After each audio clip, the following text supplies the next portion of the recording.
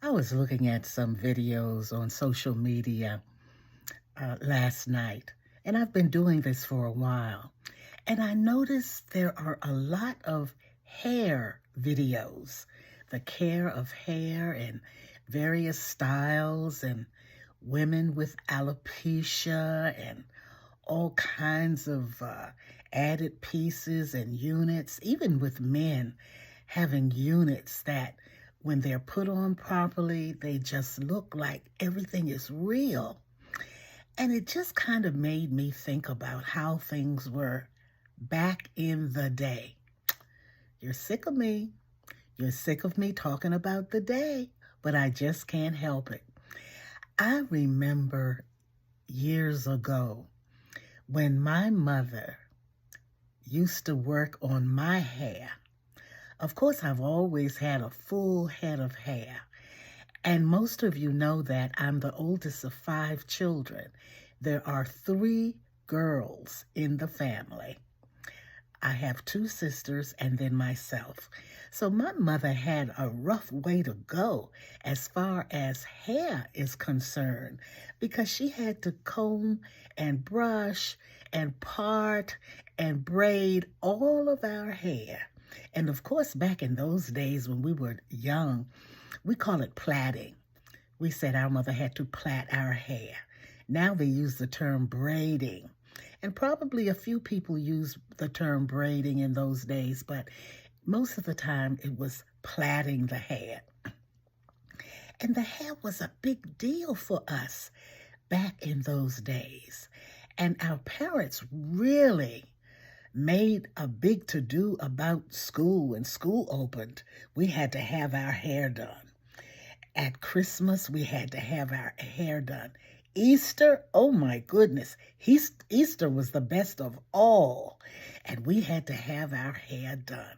When we were in programs at school or at church, we had to have our hair done. Now, some of you may not know what I mean when I say we had to have our hair done, like it was a big deal. And it was a big deal. Now, normally what our mother would do is that she would wash our hair on a regular basis. She would part it, grease it. Then she would kind of just rub it to kind of get the blood circulating. She would look first to see if we had any dandruff, and she would get rid of that. Then she would put hair grease in the parts. Now, having 5 children, we didn't have enough money to have all kinds of things like the girls have today. There were not a lot of products for hair like they are now. But she used to use Sulfur 8 on our hair. If any of you remember Sulfur 8, oh, it had a bad smell to it. But if she noticed anything about our hair wasn't growing or wasn't growing quick enough, she would put that Sulfur 8 on our hair. But most of the time, she would just use regular hair grease like Royal Crown. That's something that's familiar, and that kind of thing. It was generally a thick pomade kind of grease that was used. Every now and then she used petroleum jelly, and it really wasn't a big deal. It was just as long as it was something that would go well on our scalp and around our edges. She would just brush it with a brush. She had a stiff brush, and she would brush our edges and brush our hair because our hair was thick, and she just brushed it. As a matter of fact, mothers in those days would say that you needed to brush your hair 100 strokes every night. And that's what we did. We brushed our hair 100 strokes every night because that made the hair strong, and it stimulated the blood in the scalp. It really made the scalp feel really good because we would go to the scalp and brush it out. And it was just an overall good feeling when you brushed your hair. Now, she had to have a big comb for us because our hair was thick. And of course, the teeth on the comb was really big, and sometimes they were spaced apart. Now, she would at times use a comb that had the smaller, more narrow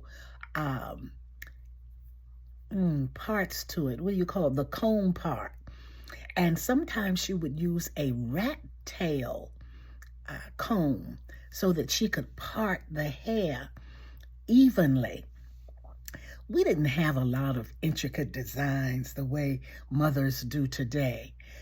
In those days, generally, if a girl had short hair, the mothers would just part the hair in different parts and plait the hair in little plaits all over, and that was to promote growth in the hair. Now, for those of us who did not have the very short hair, my hair came down to my shoulders. Some people's hair go down their backs, and those girls had it really hard because their mothers had to do a lot of brushing and combing and all of that. Now, when they combed, it wasn't like it was raking or anything like that. It was just the comb going through the hair, getting out the tangles so that we did not have tangles in our hair. The only time we had tangles in our hair was when the hair was washed, because then the hair would bush up and the tangles would come. But that's when our parents took a lot of care in combing the hair to get those tangles out and to make things really nice for us. But we had to sit there and take it. And some were more tender-headed than others. But all in all, the mothers really worked hard so that they would not hurt the daughter's hair. Now, sometimes it would hurt. I admit sometimes after it had been washed, it would hurt. But for the most part, it did not hurt. My mother smoked cigarettes at that time. And when she would smoke, it's interesting how you remember sounds. And she would make the sound, it would sound like this.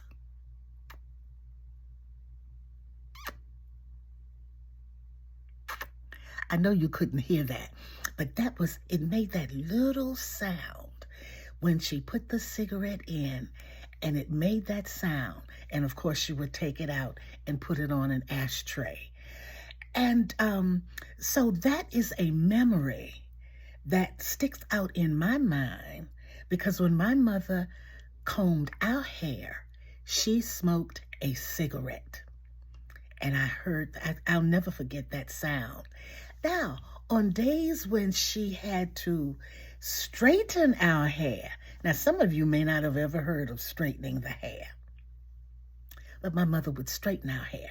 She had a straightening comb and curlers. And when we had to have our hair straightened, she took us in the kitchen and she would put that straightening comb on the eye of the one of the burners, and it would get hot, and it would get appropriately hot, and she would have some newspaper, and she would put that hot comb on that newspaper. And if the newspaper turned brown, it was too hot to put on our hair. But she would just do it. And if it did not have any brown on the paper, she knew it was good enough to put on our hair. And she would just put that hot iron on our edges. And sometimes we would hear psst, and that sound came when the grease in our hair met with that straightening comb, And most of you who had that done, you know exactly what I'm talking about because you remember the sound of the straightening comb hitting that grease and making that sound. Oh, and our hair looked so nice. We thought our hair looked beautiful. After she finished it, our hair was straightened, and then she would brush it and put it up in whatever kind of way. She had curling irons, and my mother was not really that good in curling our hair, but she certainly could curl it enough for us to put kit curlers in our hair. Who remembers kit curlers? We would put the kit curlers in our hair. And when we did not have kit curlers, we took brown paper bags and twisted those pieces. We tore them in pieces, tore the bag in pieces, and we just twisted the brown paper bag till it got long, and we took our hair and rolled our hair up in the brown paper bag pieces and tied them together. Oh, those brown paper bag pieces made the best curls.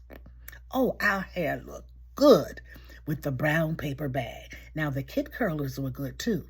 So the kit curlers and the brown paper bag was what we used back in those days. I remember those days with fond love and admiration because I remember how Mama just took her time with my hair, and she wanted us to just take care of our hair. And she did the same with both my sisters, so that now we're up in age and we still have good heads of hair. And it's such a wonderful thing to look back on those days.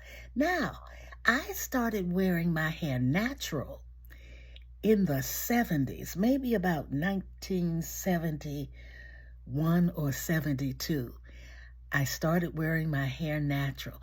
In those days, we called it the bush. You know how Angela Davis used to wear her hair? All the girls were wearing their hair like that. We had the natural, and some of us had the bush. And as a matter of fact, you know what? My 3 daughters have only seen me with my hair natural. They've never seen me with my hair straightened.